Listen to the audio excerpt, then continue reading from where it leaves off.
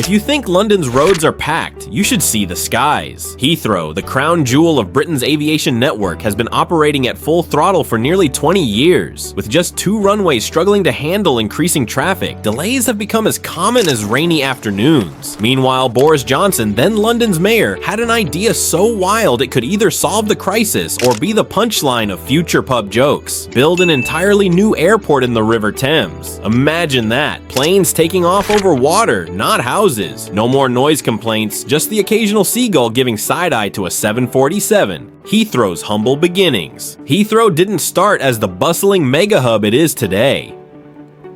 Back in 1930, a man named Richard Ferry bought 150 acres of farmland for a mere $73,000. Originally a grass strip for test flights, it served in World War II before hosting its first civilian service in 1946, a 35-hour epic journey to Buenos Aires. Fast forward to today, Heathrow links over 200 destinations across 84 countries, welcoming more than 80 million passengers annually. Oh, and it handles over 40% of Britain's non-EU exports. In short, it's not just important, it's vital. The growing pains. If you think Heathrow is busy now, just wait. By 2050, London's airports could be flooded with 400 million passengers a year. That's double today's numbers. Without significant changes, passengers will face longer queues, sky-high fares, and the charming experience of missing flights because your plane is stuck behind 25 others waiting for takeoff. Expansion isn't a luxury anymore, it's survival. Possible solutions. Faced with a looming crisis, London weighed its optio first. There was expanding Gatwick and Stansted, both sitting in less crowded areas, making development theoretically easier, though easier said than done. Another plan was to link Heathrow and Gatwick with a high-speed rail service, an idea that sounded brilliant on paper, until reality crushed it like a bad souffle. There was also talk of regional expansion, boosting airports across the UK to share the load, spreading the love, and the air traffic. Of course, the most straightforward plan was to add a third runway at Heathrow, though that would mean bulldozing 4,000 homes, diverting rivers, and shoving the M25 motorway into a giant tunnel. And then there was the boldest idea of all. Do nothing. Let congestion naturally throttle growth and hope for the best. Despite all the brainstorming, nothing captured the public imagination quite like the daring and slightly bonkers idea of building a brand new airport in the River Thames. Enter the legend of Boris Island.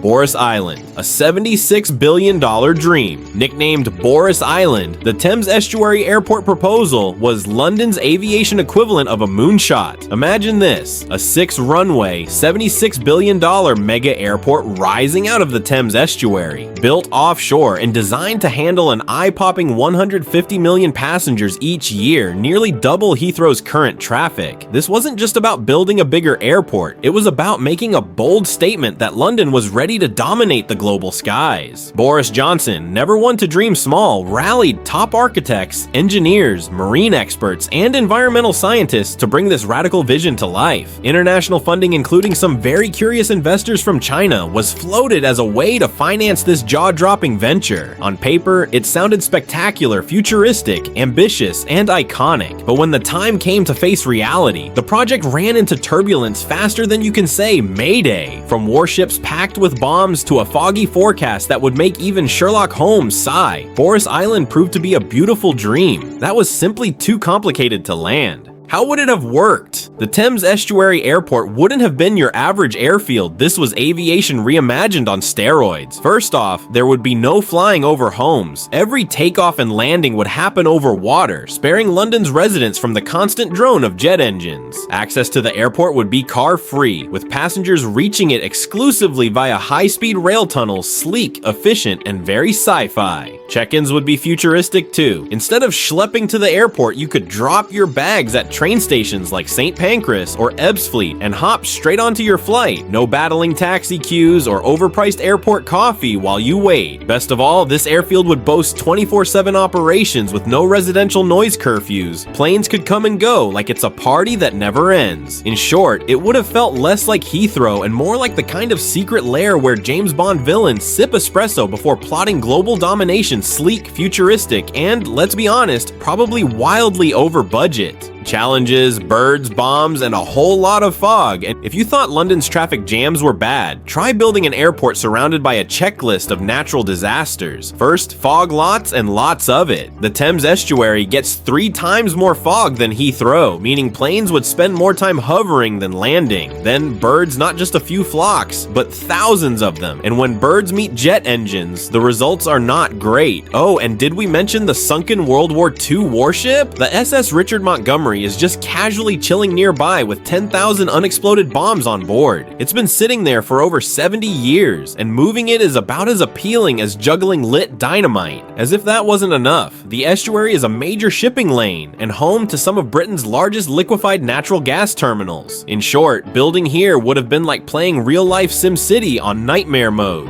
Fun to dream about, slightly terrifying to actually attempt. Environmental concerns. It's tough to win an argument against Mother Nature, and when it came to Boris Island, she had some very strong opinions. The proposed airport would have bulldozed through sensitive wetlands and disrupted key migratory bird routes. A nightmare scenario for environmentalists. Relocating entire ecosystems isn't as simple as hanging a detour sign and hoping the birds politely comply. In reality, it's like trying to convince thousands of stubborn geese to move house. Good luck with that. Besides, the risk of airplane-bird collisions was alarmingly high, pun fully intended. Any pilot will tell you, one determined goose can wreck a jet engine faster than you can say Mayday. Building an international airport smack in the middle of a bird playground? Bold move, Cotton. Let's see how it plays out.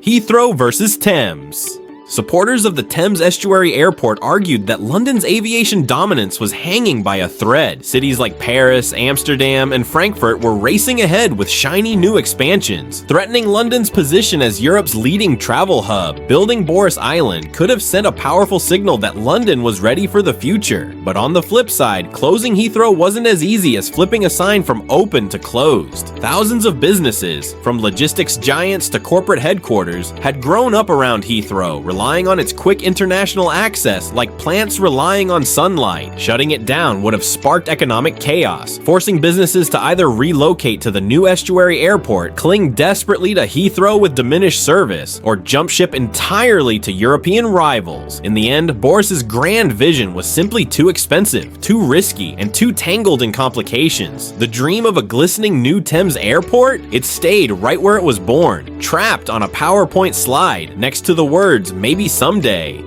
Heathrow's third runway, probably. With Boris Island officially sunk, focus shifted back to the more boring but doable plan, a third runway at Heathrow. Yes, it faces controversy, protests, legal battles, and even Boris himself once promising to lie down in front of the bulldozers to stop it. Despite everything, Heathrow still badly needs the expansion. Last year was its busiest ever, with 84 million passengers. Officials hope for a final decision by the end of 2025 to greenlight construction. As London gears up for its aviation future, one thing's clear: whether it's adding a runway or building an island, getting from idea to reality is no easy flight. If you enjoyed this wild ride through London's aviation dreams, make sure to smash that like button. Subscribe for more deep dives into the world's biggest, boldest, and sometimes craziest projects. Got thoughts on Boris Island or Heathrow's future? Drop them in the comments. We love hearing from you. Thanks for watching, and remember, the sky's the limit.